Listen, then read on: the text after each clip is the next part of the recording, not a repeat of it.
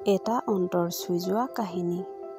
তাই সদায় মানুহজনক লক্ষ্য কৰিছিল, কিন্তু মানুহজনৰ মুখখন আজি পৰ্যন্ত তাই দেখাৰ সৌভাগ্য হোৱা নাই। গাত কম্বল এখন মেৰিয়াই বহি থাকে মানুহজন। দীঘল যত্নহীন চুলি যেন মূৰত শিৱৰ জট বান্ধিছে। মানুহজন কোন জানিবলৈ তাইৰ আগ্ৰহ বাঢ়িল।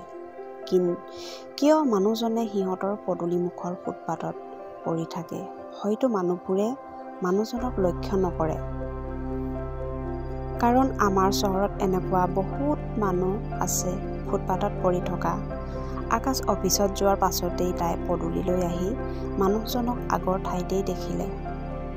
তাই মানুহজনৰ ওচৰলৈ আগুৱাই আহিল। হেৰি, আপুনি ইয়াত এনেকে পৰি থাকে যে কিয়? মানুহজনে তাইৰ কথাত গুৰুত্ব প্ৰদান নকৰিলে। সি তলমূৰকৈ বহি থাকিল। এইবাৰ তাই গাত ধৰি জোকাৰি দিলে। মূৰটো ওপৰ কৰাৰ লগে লগে ধুমুহা গাজনি পাৰ হৈ যোৱা যেন তাইৰ অনুভৱ হ'ল। ৰাজ, তোমাৰ এই অৱস্থা? কি হৈছে ৰাজ তোমাৰ?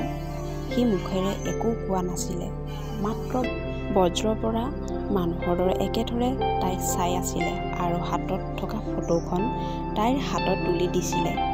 সেইখন এবাৰ সিহঁত দুটাক দৰা কইনা সজাই একপি ফটো তুলি থৈছিল।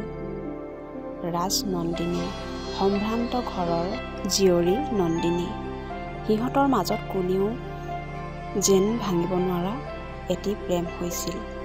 কিন্তু আজি কিয় নন্দিনীয়ে ৰাজক চিনি পোৱা নাই? দুয়োৰে মাজত আগতেই স্বামী স্ত্ৰীৰ নিচিনাকৈ সম্বন্ধ আগবাঢ়িছিল।